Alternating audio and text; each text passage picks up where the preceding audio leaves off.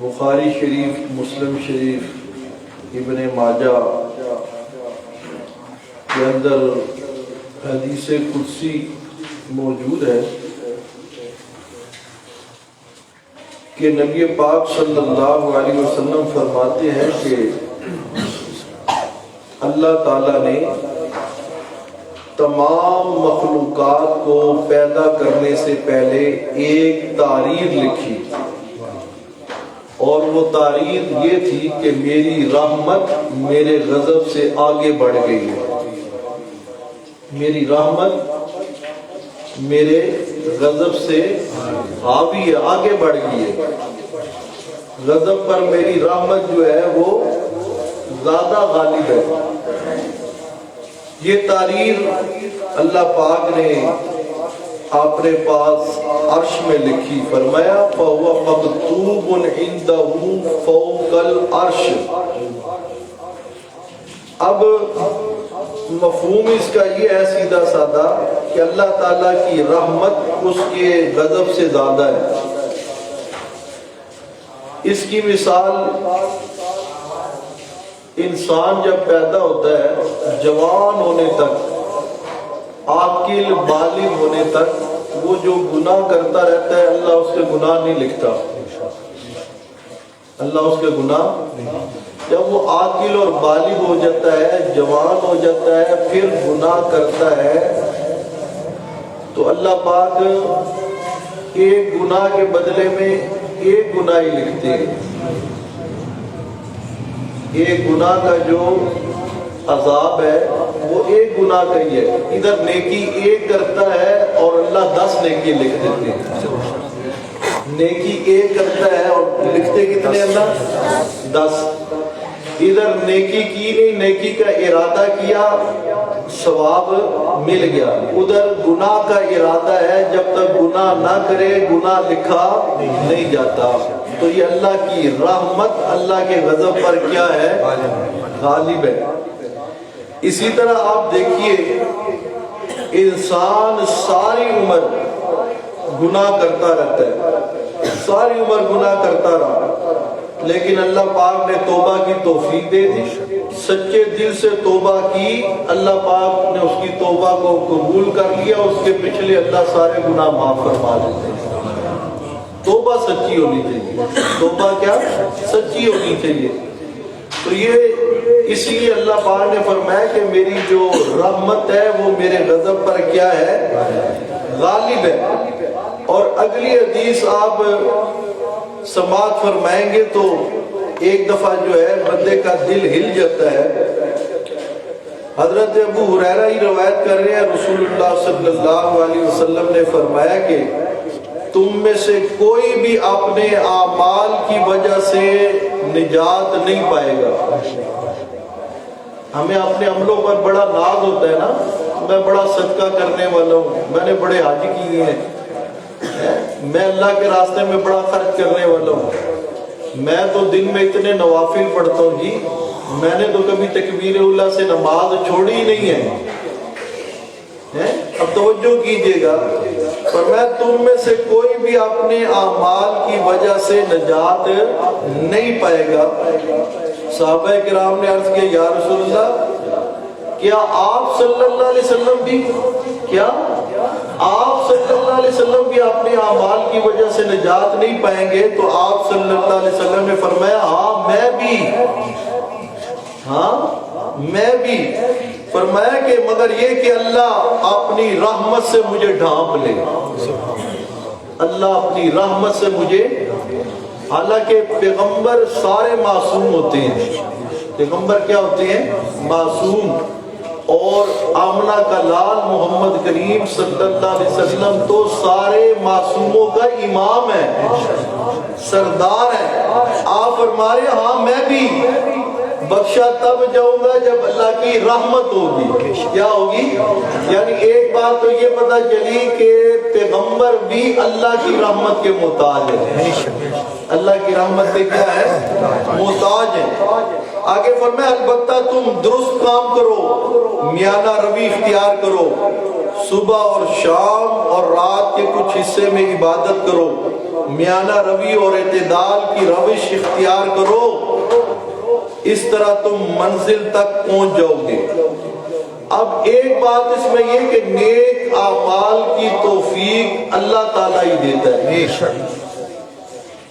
بندہ اپنے زور سے نیک عمل کر سکتا نہیں، نیک عمل کی توفیق کون دیتا ہے؟ اللہ۔ نیک اعمال کی توفیق بھی اللہ ہی دیتا ہے، اور یہ اس کی رحمت کے ایک سبب سے ہے، ورنہ انسان کے اختیار میں تو صرف ارادہ ہے، اور ارادے پر عمل کی توفیق دینے والا کون ہے؟ اللہ ہی ہے۔ نمبر 2، یہ اللہ تعالیٰ کی رحمت ہے کہ وہ ایک نیکی کو کئی گنا بڑھا کر میزان میں تولے گا، اور برائی کو صرف ایک برائی شمار کرے گا۔ اس طرح مومن اللہ کی رحمت ہی سے جنت میں جائے گا، اللہ کی رحمت ہی سے جنت میں جائے گا۔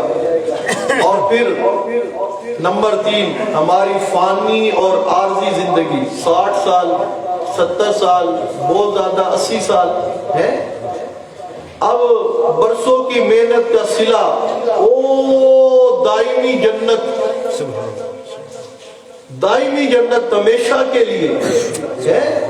یہ جنت کا ملنا 70-80 سال، اس میں بھی جو ہے آپ بچپن کے سال نکالیے، عاقل بالغ ہونے کے نکالیے، پیچھے کتنے رہ جاتے ہیں۔ اتنے کم عرصے کی عبادت اور اعمال پر ہمیشہ کی جنت مل جانا، یہ بھی اللہ کی رحمت ہے۔ یہ بھی کیا ہے؟ اللہ کی رحمت ہے، اس میں بندے کا کوئی کمال نہیں ہے۔ اور اگلی بات سنیے گا، حدیث میں نبی پاک صلی اللہ علیہ وسلم نے آخری مثال اس لیے دی کہ ان سے بڑھ کر نیک اعمال کسی اور کے نہیں ہو سکتے۔ جب وہ بھی اللہ کی رحمت کے بغیر جنت میں نہیں جا سکتے تو سوچو پھر میری اور آپ کی کیا حیثیت ہے۔ میری اور آپ کی یہ رحمت والا عشرہ ہے۔ یہ کون سا عشرہ ہے؟ رحمت والا۔ اس رحمت والے عشرے میں اللہ سے رحمت مانگیے۔ اللہ میں کچھ نہیں ہوں، میرے یہ روزے رکھنے یہ کچھ نہیں، تیری رحمت ہوگی تو تب بھی بخشے جائیں گے۔ اللہ تیری رحمت ہوگی تو میری نمازیں قبول ہوگی، اللہ تیری رحمت ہوگی تو میرے صدقے قبول ہوں گے۔ اور جب یہ سوچ پیدا ہو جائے تو پھر دل کے اندر تکبر نہیں پیدا ہو سکتا، بڑائی نہیں پیدا ہو سکتی، فخر نہیں پیدا ہو سکتا۔ اللہ ہمیں بڑائی سے، فخر سے بچائے، اور اپنے سامنے عاجز بندہ بن کر رہنے کی توفیق عطا فرمائے۔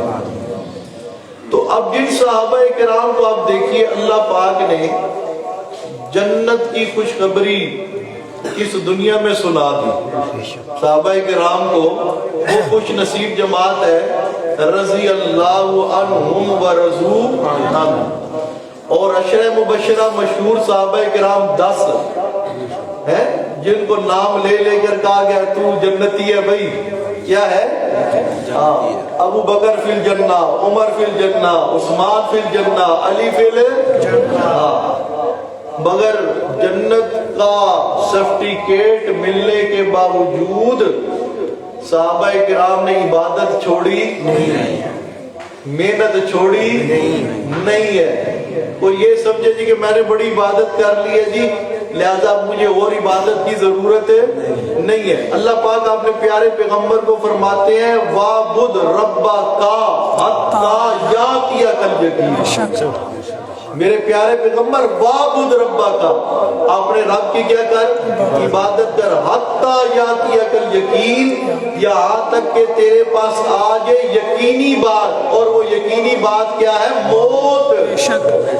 یقینی بات کیا ہے؟ موت۔ اللہ قرآن میں فرما رہا ہے میرے پیارے پیغمبر عبادت کرتا رہے یہاں تک کہ آپ پر کیا آ جائے؟ موت آ جائے۔ تو ایک بات تو یہ پتہ چلی، یہ ہمارے آج کل کے جو مرشد کہلوانے والے، پیر کہلوانے والے ہیں، اور کہتے ہیں جی نہ جی انہیں جڑا نا جی لین اللہ نہ سیٹ ہوگی، یہ عشق نمازہ پڑھتے ہیں۔ یہ کون سی نمازیں پڑھتے ہیں؟ عشق نمازیں۔ بیٹھے یہاں ہوتی ہیں اور نماز مدینے میں پڑھ رہے ہوتے ہیں۔ بات سمجھ آ رہی کہ نہیں؟ نبی پاک اللہ پاک نے کیا فرمایا؟ وَاعْبُدْ رَبَّكَ حَتَّى يَأْتِيَكَ الْيَقِينُ، میرے پیارے پیغمبر یقینی چیز آنے تک عبادت جاری رکھیے، اور وہ یقینی چیز کیا ہے؟ موت۔ پتہ چلا کہ پیغمبر بھی اپنی دنیاوی زندگی گزارنے کے بعد موت کا آنا ان پر یقینی بات ہے۔ موت کا آنا ان پر کیا ہے؟ یقینی بات ہے، کیونکہ موت سے مبرہ ذات اکیلی کس کی ہے؟ اللہ ہی کی ہے، اللہ ہی کی ہے۔ ہاں موت کے بعد پھر اللہ پاک فرماتے ہیں وَالضُّحَىٰ وَاللَّيْلِ إِذَا سَجَىٰ مَا وَدَّعَكَ رَبُّكَ وَمَا قَلَىٰ وَلَلْآخِرَةُ خَيْرٌ لَكَ مِنَ الْأُولَىٰ۔ موت کا جام پینے کے بعد میرے محبوب میں نے تجھے جو زندگی دینی ہے نا، وہ اس دنیا والی زندگی سے بھی اعلیٰ زندگی ہے، وہ اس دنیا والی زندگی سے بھی اعلیٰ زندگی ہے، وہ جنت والی زندگی ہے۔ کون سی زندگی ہے؟ غرفشی کے اعلیٰ والی زندگی ہے۔ تو عبادت جاری رکھیے عاجزی کے ساتھ، انکساری کے ساتھ، اللہ کی رحمت کی امید کے ساتھ۔ اللہ اپنی رحمت سے ہم سب کو بخش دے، اللہ اپنی رحمت سے ہمیں جنت کا مستحق بنا دے، اللہ اپنی رحمت سے ہمارے روزوں کو قبول فرما، اللہ اپنی رحمت سے ہماری عبادات کو قبول فرما دے۔ اللہ کریم ہمیں قرآن و سنت پر عمل کی توفیق عطا فرمائے۔